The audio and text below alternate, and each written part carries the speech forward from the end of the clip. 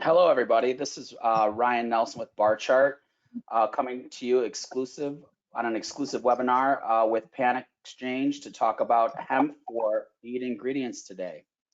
The webinar should last about 40 minutes. Please feel free to type in questions into the chat, and we'll get those questions answered at the end. And just like to start off by introducing the panelists here. Starting with me, I'm a former CBOT floor broker specializing in the U.S. Treasury complex and corn options. I've been with Barchart for about 8 months after coming from various sales roles in the financial data ecosystem. I also head up our food and beverage sales efforts here at Barchart. I hold degrees in economics from the University of Illinois Chicago, a Juris Doctorate from DePaul University College of Law. I'm currently pursuing my MBA from Auburn University with a focus in supply chain. I should probably flip the slide to our pictures here. Next, I'm going to introduce Julie Lerner. Julie is the founder and CEO of PanXchange. PanXchange is a trading platform and market structure solution for physical commodities that specializes in bringing liquidity and efficiencies into thin and nascent markets. The company is the leading benchmark price provider and only institutional grade trading platform for the U.S. industrial hemp market. She was selected as a Futures Industry Association innovator. She was also selected for the exclusive and inaugural lists for Forbes 50 over 50 women in finance. And last but not least, she was selected to be on the most admired CEO list by Denver Business Journal. She holds 2 U.S. patents on the PanXchange platform. She's also a regular contributor to industry trade publications like the Wall Street Journal, Financial Times, and Bloomberg TV. Next, I'd like to introduce Seth Boone. Seth is a seasoned agricultural commodity specialist who's been PanXchange's director of hemp since January of 2021. He was raised on a ranch in West Texas. He began his career in production agriculture before continuing his career merchandising feed grains and other agricultural commodities for StoneX and JBS. Seth serves on the board of Hemp Feed Coalition and was an integral in PanXchange's recent expansion into trading physical hemp for industrial non-cannabinoid uses. Seth holds a master's degree in agricultural economics from Purdue University, Oiler Up, and is passionate about emerging commodities markets growth and future. And last but not least, we have Tateme Pouliot. Tateme grew up in a small agricultural community in Bennett, Colorado, but didn't start her agricultural career until 2016 with Cargill. She worked for Cargill for a couple years before moving to Farmers Business Network and ultimately landing at Barchart, where she's been for almost 2 years. Outside of Barchart, she lives in Missouri, where she and her husband care for her cattle, and she's going to bring a unique insight from the producer angle. So I'd just like to switch gears here and hand it over to Seth and Julie to give a quick overview of the hemp paper that we're going to be discussing today, and we can jump into some of the questions I have for them. Also, Julie and Seth, if you just have me advance the slides as you want me to, just say next slide, please. Okay. I think the slides start with Seth. Thank you for having us on. We are very excited to discuss the results of this white paper. As Ryan had mentioned, PanXchange is a market structure solution. We describe our trading platform as the product that solves points of pain, but really we're a data company. Through that interaction and through the interactions with our client base, we have a rich suite of benchmark prices, and it gives us fundamental market analysis. In hemp, we're the leading benchmark price provider, and those prices come out monthly with the analysis. In the U.S. energy markets, we're the de facto benchmark price for specialty sand, and those reports come out weekly. We're excited about this webinar with Barchart as we look to grow the industry beyond the overly hyped and highly stigmatized CBD market. And I are going to talk about a little bit more. Hemp for feed markets is already happening in non-food animals. As Seth and Ryan will discuss in the report, we're going to talk about why it's prudent not for FDA approval. This development is just one aspect of growth on the industrial side of the market. I also like to call it the adult side of the market versus cannabinoids. We just launched trading for hemp herds, which is used in things like insulation and building materials and animal bedding and hempcrete as well. And in the next week or two, we're going to be launching trading and matching services for spent hemp as well. So keep your eye on that. And with that, I'm going to turn it over to Seth. I'm happy to be on here. Thanks for giving us the opportunity. I'll describe a little bit on the report. Really, the report focuses, the main thing about the report to know is it focuses on all aspects of the plant and not just the grain side of the plant, which has probably been the most communicated piece or the most advertised piece towards the feed industry. But really, there's a lot of opportunities that we've identified in the whole plant material and then spent material, as Julie may have mentioned a little bit earlier. But from that, we really wanted to concentrate on the entire plant. And then we wanted to compare first, like the nutrition versus the nutritive qualities of hemp versus competing ingredients. So for like plant material, be alfalfa or soy or flax for grain. And we wanted to compare first that nutrition side of things. Then we wanted to basically scour the literature to find if there's any kind of feed performance from that.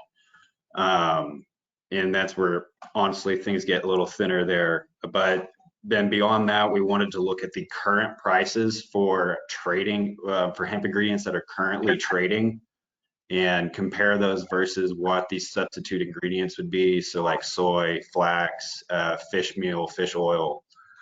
Sorry, I'm getting a little bit of some internet trouble here. And then we wanted to basically, if we had prices, we compared that versus the substitute. And if we didn't have current pricing for the hemp ingredients, what are the production and the actual supply chain factors that need to happen to develop a price, and then also looked at that from a cost of production standpoint.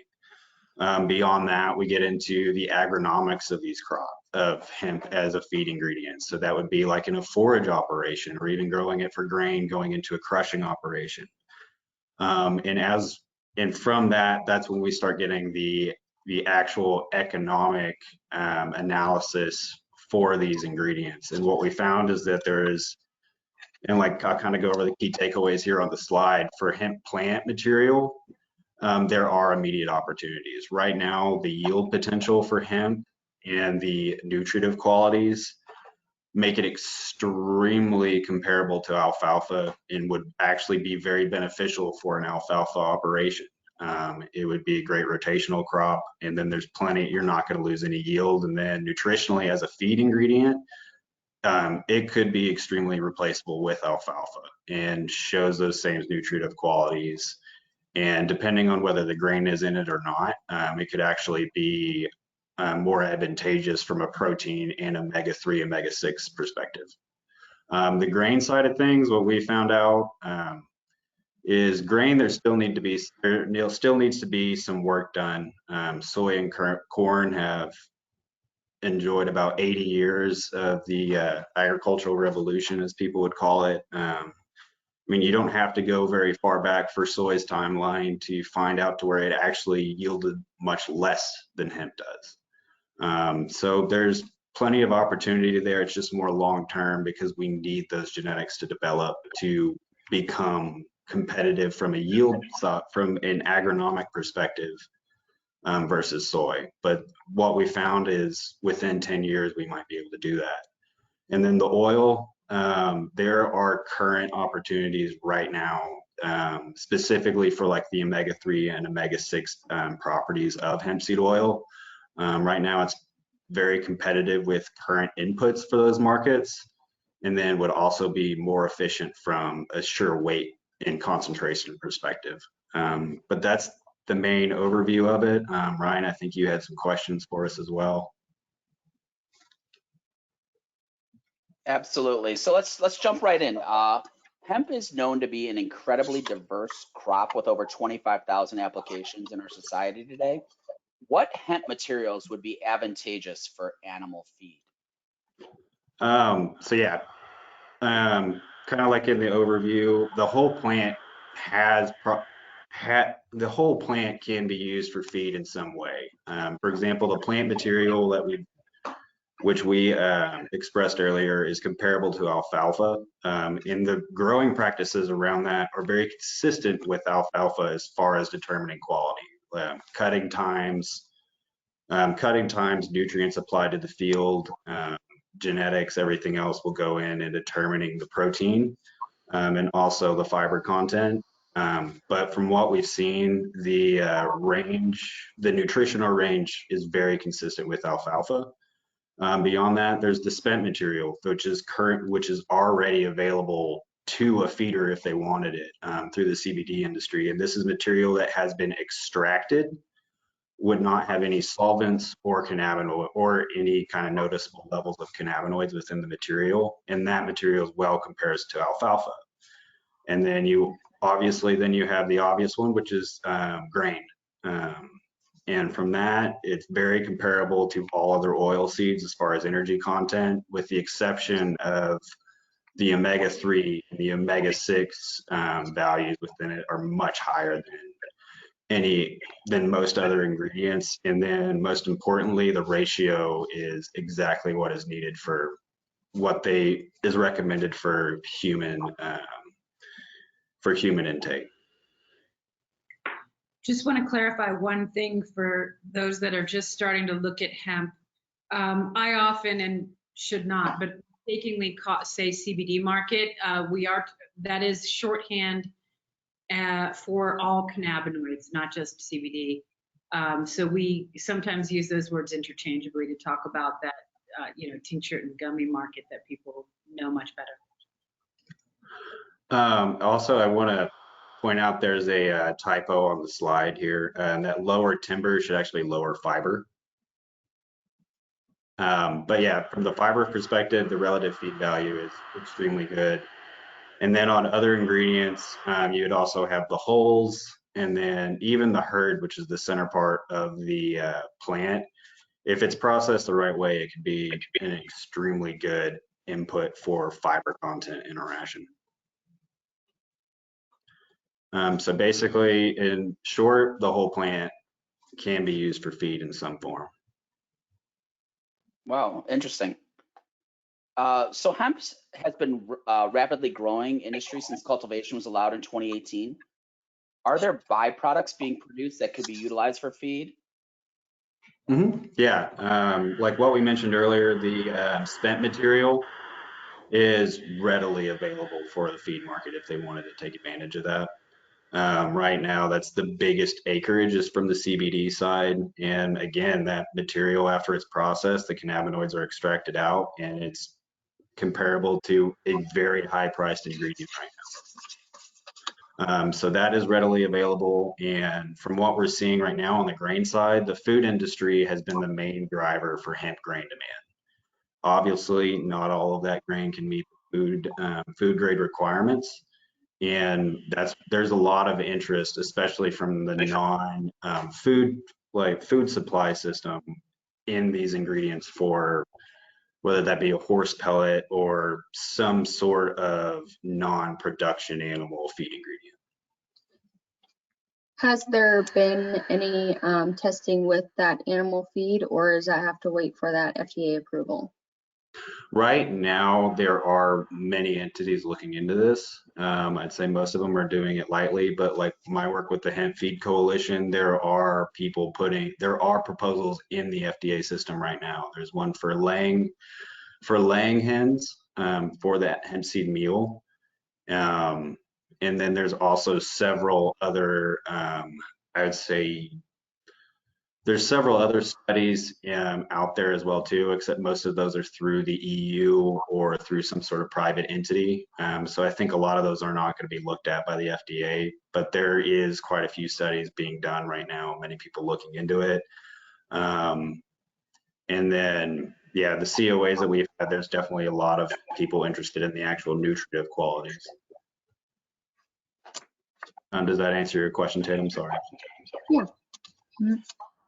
Great, great. So sustainability has been a significant driver of innovation in the news. How is hemp upcycled? Yeah, I mean, for what we're seeing on the industrial side, one, hemp is very good at sequestering carbon in the soil. Obviously, that depends with a lot on the practices that you implement, and then also with all the things on the industrial side that hemp could actually replace.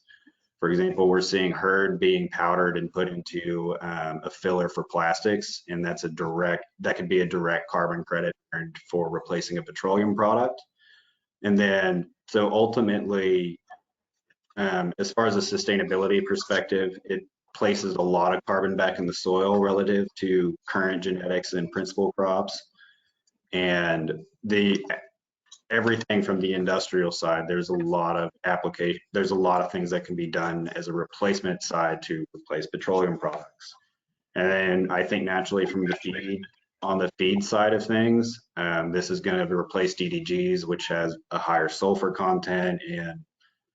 And at least in my personal opinion, I think if we can start replacing some of these ingredients, there's going to be potential to reduce the cow flatulence concern, which has been kind of a big thorn in the side for the agricultural industry for a while.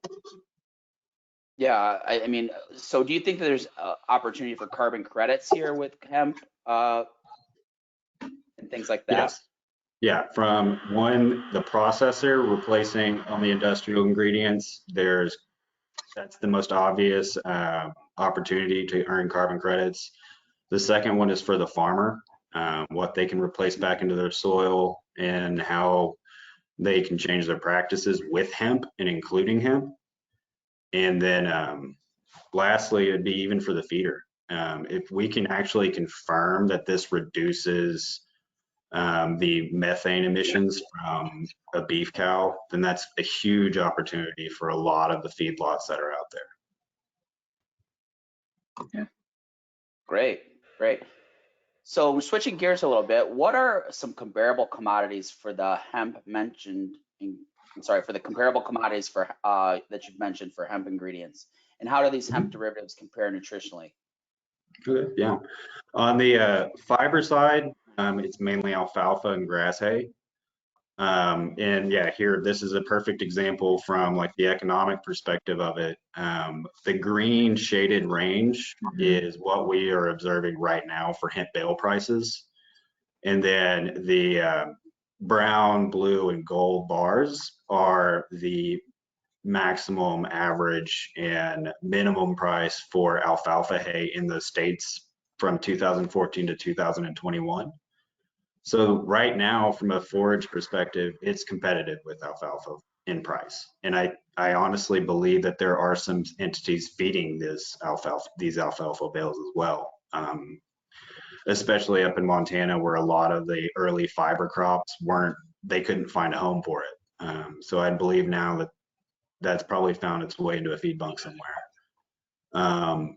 So yeah, like the fiber side compares really well with alfalfa in grass hay and you can actually change your practices in planting practices with hemp to actually kind of mimic the nutritive qualities of both of those ingredients. And then from what we've seen agronomically, hemp right now can yield equal to or greater than alfalfa across 3 cuttings, and that's with 1 cutting of hemp.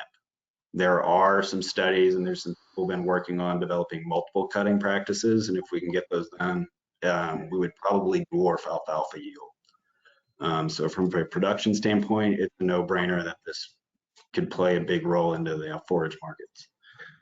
From the grain side of things, that's probably where most of the attention is directed towards right now. But we do need the actual grain yields to improve to compete with soy, but we're not very far from that. From the nutritional perspective, for hemp grain, the meal is about 30 to 40% protein, depending on genetics and then how well the crusher actually did as far as extraction. So it's very, very comparable to cottonseed meal. But the key difference there is the omega-3 and omega-6 ratios. There's no ingredient that compares. And then kind of where the opportunities there are for the grain side, starting out, it's really going to be regional. If you're near a crusher, it's plausible that you could pick up their non-food grade material at a pretty cheap price. Beyond that, I honestly think aquaculture is the very next market of interest. They've been trying to get off fish meal and fish derivatives for a very long time, and this is a product that would be perfectly suited to meet that demand. The oil perspective, exact same thing as the meal side, but I would include that if you're a company that makes omega-3 or omega-6 concentrates, this is probably the most efficient input that you would have access to. I'd be remiss if I didn't emphasize that the report takes a very deep dive into everything Seth just talked about, the comparability of hemp, or competitiveness, if you will, from a nutritional aspect, the protein, the omegas, from a price perspective and cost perspective, efficiency of harvesting and so forth. It's all there. Yeah, I read the paper, Julie. It's pretty comprehensive. I mean, what, at 44, 46 pages, something like that. It gets pretty deep into that nutritional versus cost piece. So maybe you could dive a little bit deeper. How do these hemp ingredients compare from an agronomic, economic perspective? Yeah, from the agronomic perspective, from the forage side of things, it's agronomically very comparable. Obviously, practices have to be refined. There's there's less confidence in the ranges that we're seeing for hemp, so we're going to have to tighten those down as we go along here. But I think if we can develop multiple cutting practices for forage, it's going to blow that market away. It's perfectly suited for it. Just hope the powers that be let that happen. Then from an economic perspective, as a feed ingredient, I really don't see, same thing. It's price competitive already. All we need is the go ahead to develop the scales to meet the demand that's in that market. And then we already track with a lot of where this demand already is. For example, like the geographic alfalfa growing areas are very similar to where we're already seeing hemp grown and where hemp has the most success too. From the grain perspective, from the agronomic side, the biggest thing is we need to continue to improve the grain yields. I've seen some observations to where hemp is already out yielding soy on an irrigated basis. The big thing there is we need to confirm that, and we need to continue to refine those genetics and really just tighten down the ranges that we're observing on yields.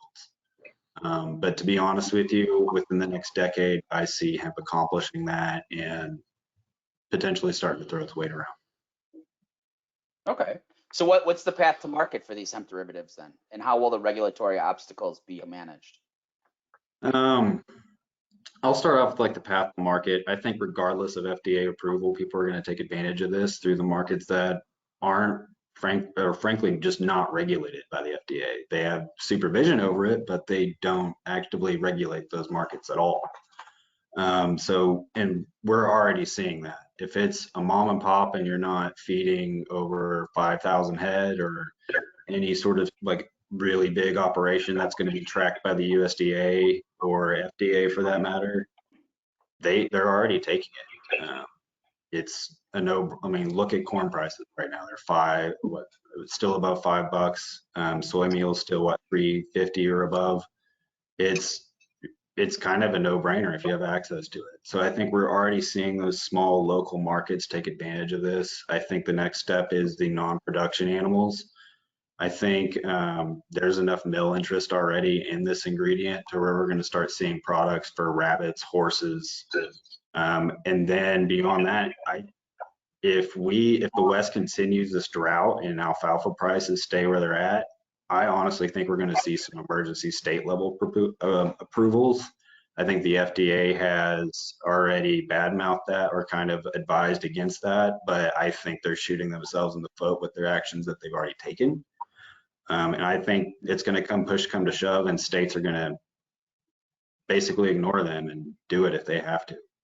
And beyond that, if I think the FDA is more than willing to open to us, work with this. I think the Hemp Feed Coalition is doing a good job at working with them and being amenable to the FDA's demands. But ultimately, it wouldn't surprise me to see another DDG situation to where hemp becomes such a prevalent ingredient in the market and just becomes so accessible to where the FDA is going to have to throw up their hands and deal with it. Just because if they don't, they're not going to be able to stop it. So basically, I think it's going to be a combination of like the private industry and some state approvals that kind of forces the FDA's hand down the road. But honestly, I think the FDA has been more than amenable to us. And I think as private industry, as more private firms start to put in applications, I think we're going to start seeing approvals start coming in a windfall down the road. The biggest thing there for me is I see a lot more private entity interest in actually willing to put forth the capital to put forth a proposal to the FDA. Okay. So obviously, the FDA's, their big sticking point is the stigma associated with hemp and its association with its cousin cannabis. How would you market the hemp? Rely on the numbers. To be honest with you, there's always going to be some laggards in the agricultural industry. That's just a given fact. Any industry, to be honest with you. But for us to get over the stigma, I think we need to concentrate on the numbers. We have to establish the thresholds for cannabinoids and then communicate to the fact that this is not a cannabinoid crop. Hemp grain, there's very little, if any at all, cannabinoids in the grain. There's trace amounts in the plant material, but not anywhere near enough to do any damage down the supply chain. So I think we're going to have to get through that data and then use the numbers to effectively communicate of how harmless this crop actually is. And then from there, I think it's all about the numbers on the price. I think if we can outproduce and be more productive and show that to the industry, money talks. I think that's going to bring apart.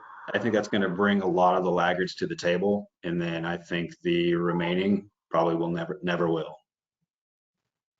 If we had, go ahead, Julie. If we had half the lobbyists on the industrial side of this market that we do on CBD, I think we'd be in a good place. We have to bifurcate the market. The stigma is unbelievable how long lasting it is. We thought it was a good thing that the reintroduction of hemp in the US started with cannabinoids because it was demand driven. And mainstream media loved it because it looked exactly like marijuana and it was a little bit naughty and they liked talking about it, The reality is our numbers, our annual supply and demand numbers show that entire industry can be fed off of 3,000 acres, just 3,000 acres. It is an ingredient market, it is a supplement market. And I'm not a specialist and don't try this at home, but I'm pretty sure that you could ingest an entire tincture of CBD without feeling any psychotropic effect. It's just not there. And we need to educate the entirety of the country and obviously, of course, in Washington to get this thing moving. Yeah, and just to reiterate, there's no THC or psychoactive properties in any of this hemp feed. Virtually none. Seth, do you have a more scientific answer than virtually none? Yeah, I mean, that's a lot of the work that the Hemp Feed Coalition in like Oregon State, Murray State are doing is like one, establishing where the thresholds need to be, and then what is actually in the ingredients. What we've found is grain, there's basically none, especially in the oil. Like the hemp seed oil, there's, if at all, it's below 0.5% of anything. In that CBD, THC, all the above, but more often than not, there's absolutely zero THC, almost no CBD. And then that goes with the meal too, obviously, because of the grain. But the plant material is where that needs to be watched and managed. And honestly, if you're planting a true fiber purpose crop, then yeah, it's very, very little amount. Like it might be 1% of CBD material within it. And a lot of that depends on how long you let it flower too. So there's some practices beyond that, because if you let it flower and harvest it at a time, it's going to have elevated levels to when it normally would. But if you were to cut it much earlier than planting, than flowering, like you would if you were going to do multiple cuttings, it's extremely small. And the caveat to that is there's certain varieties out there that might run hot. So if you're a prospective farmer looking to run this for a forage program, pay a very, very close attention to what variety you plant, because there's some fiber varieties that might actually be hot, especially if they're being imported and this is the first year that they're being grown in the United States. So stay away from that. But if you are planting an established US variety, it's extremely small. But we do need more data on those varieties to confirm the cannabinoid levels for the plant material. That is where it can be a concern. Are there anything set in place where farmers that are wanting to try this could send this in to get tested for that content in there? Yes, if you're going to grow hemp the way things are right now, you do still have to get a license. You have to be registered with the state or with the USDA, so you can be within that testing system. But there are currently protocols through the hemp industry that you can get your crop tested for cannabinoids and ensure it's not hot. Okay. All right, let's switch it up. Let's hear from Tateme from a producer standpoint. What are you looking for in your feed ingredients, and would hemp make it into the feed mix based on what we've discussed today? Just from a producer standpoint, obviously, what we're looking for is what's best for our animal and land, and then profit. So we've moved here and are doing this because we love it. We love working with cattle, and but at the end of the day, we do have to be profitable. And you heard from Seth and Julia talking about the cost of corn and beans these days and how that has elevated. And then on the other side of things, we also have high fertilizer costs. We have low cattle prices. And so whatever we can do to maximize that profit while also taking care of our animals and land, we're more than open to doing that. It's just, again, like they had spoke about, the accessibility of it. Where are we getting it from? How can we test it? Which isn't different from what we're doing now. We send our corn silage in to get tested now to find out where the protein is, so that we can also supplement with cracked corn and with corn gluten and DDGs, and so it's just setting up those markets so that we have that available to plant or test or buy from others that are already using that product for other things, and then have that excess or that leftover that they're looking to sell. So I think we would be very open to it. It's just getting it to our area and doing it in a cost-effective way. Yeah. Yeah, and Tim, to kind of, I guess, ride our coattails a little bit here. Right now, like, we need to start going through like these individual small scale trials. So like my advice to like a producer, especially if you have your own farm operation on top of your feeding operation, any kind of combined operation, if you're going to entertain hemp, dip your toes in. Exactly what we kind of described a little bit earlier on the cannabinoid piece. Find a good genetic, a good variety. Don't go all in all at once. You want to make sure that this is going to work for your area. Obviously, the data that's out there suggests it's very possible that this is going to be good and very competitive, but obviously the data is thin there too. So dip your toes in the water there. But honestly, from a grower perspective on the forage side, I can see this being readily scaled up to meet the demands. Because like from my experience working on the feedlot is if we were to take in a new ingredient, like if we were looking to feed wheat that year, we needed to buy at least 6 months of it for a cattle feeding operation for us to actually justify the rate of gain changes. So that's where the other side, like for grain, where it gets a little clunkier as far as being adopted, is you need to you have to be relatively closely located to a hemp crusher to ensure that you're going to get that volume. I don't think we're very far away from that. On the grain side, for at least a lot of regions, especially like in the Mountain West and then through the Dakotas and Colorado, I don't think we're very far from a lot of regions having access to enough volume of hemp seed meal or oil to make those purchases. For those smaller producers like myself, do you point them in the direction of certain resources to find that seed or find those people that you can test through, or what would you said to dip your toes in, but I guess where should I start if that's what we decided to do? Our team could actually help you with that. Here at PanXchange, we have a very extensive network of both the grow side, both like the growing side, the processing side, through the CBD and industrial as well.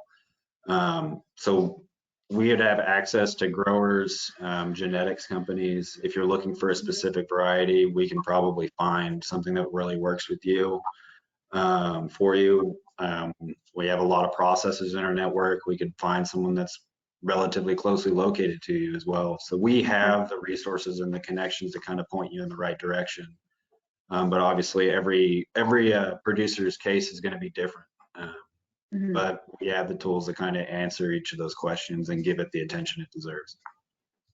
Perfect.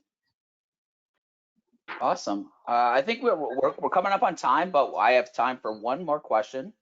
Seth, you and your team just finished this white paper. Like I said, we've been talking about it all day. It's pretty awesome. How can the listeners get a copy of it? And how can they start to follow PanXchange's hemp updates to track this evolving market? Yeah. I'd say for the report, the easiest way to access it is through the URL on the slide. Feel free to reach out at hemp@panxchanges.com or our number on the slide as well, and we can point you in the right direction. But yeah, just on our website is probably the easiest way to access it. To get in direct contact with us and learn more about our services, you can reach out directly through our website. You can call the number listed there, and then Hemp@PanXchange goes directly to my inbox. Okay, perfect. So we have a couple time. We set aside some time for questions. I haven't seen any come in yet, but hopefully we can see some here come through. I haven't seen any.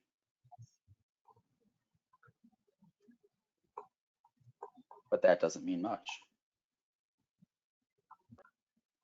I was fully anticipating some sort of stump the speaker kind of question on omegas or something, Yeah.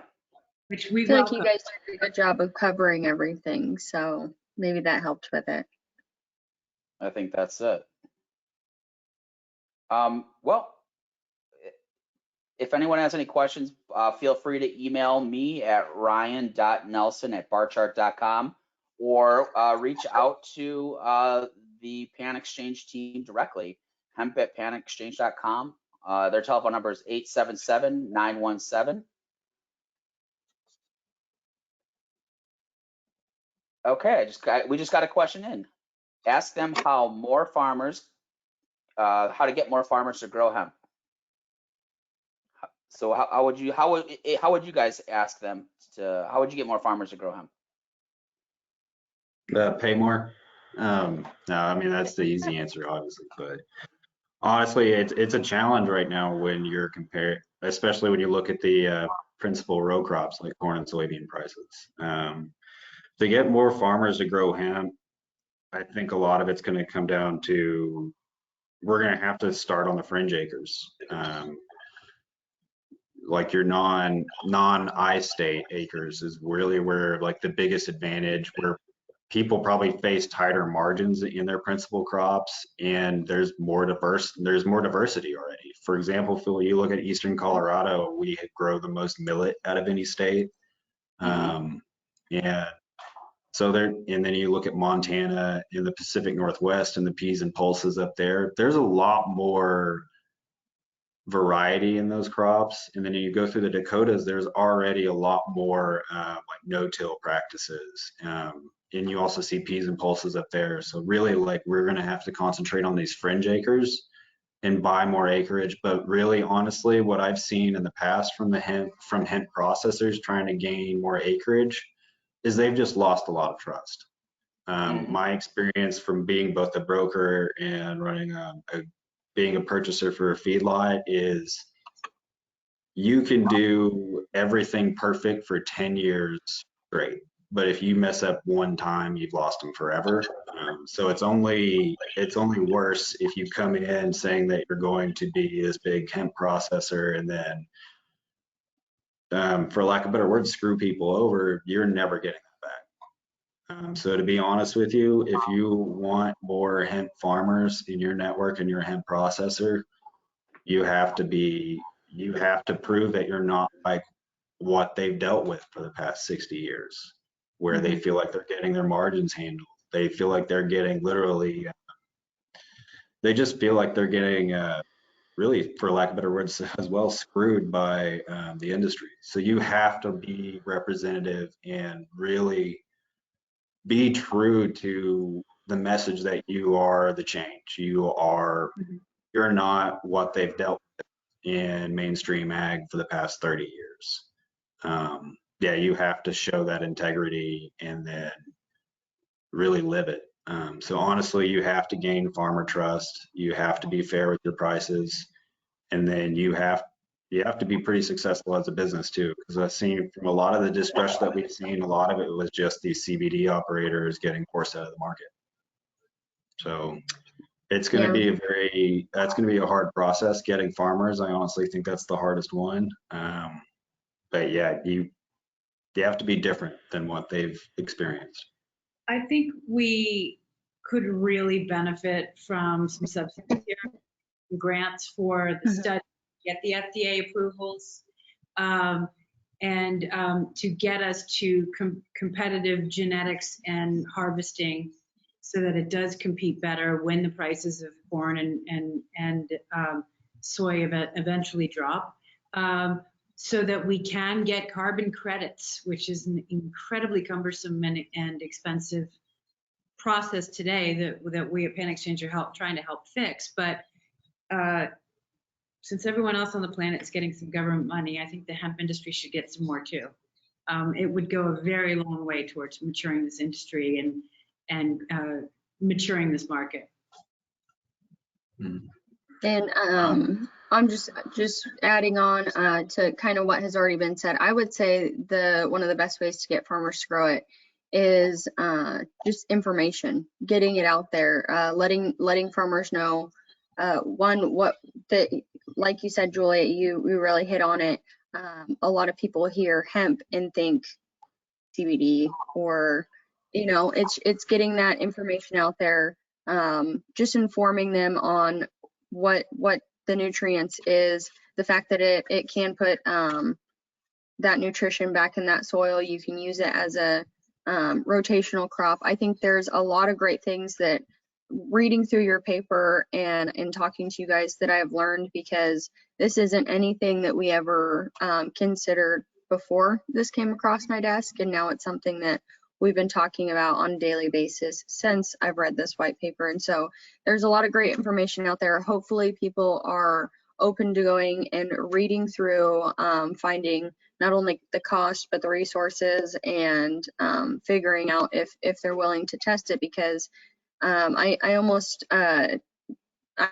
think it's coming at the perfect time. It's the perfect storm for farmers to be looking for something else to feed, especially with cattle prices where they're at. So Thank you. I think that was a great addition. Thank you. I actually forgot to mention that. Great. Well, we don't have any questions. We're about out of time. So do you have anything else to add? Otherwise, we can probably just wrap this up. All good. Thanks for having us. Yeah, thanks for coming on the webinar. And obviously, we will send this out to the people that registered, and we'll send the slides as well. So you'll have the slides. Thank you for attending, and goodbye. Thank you guys. Thanks. hi guys.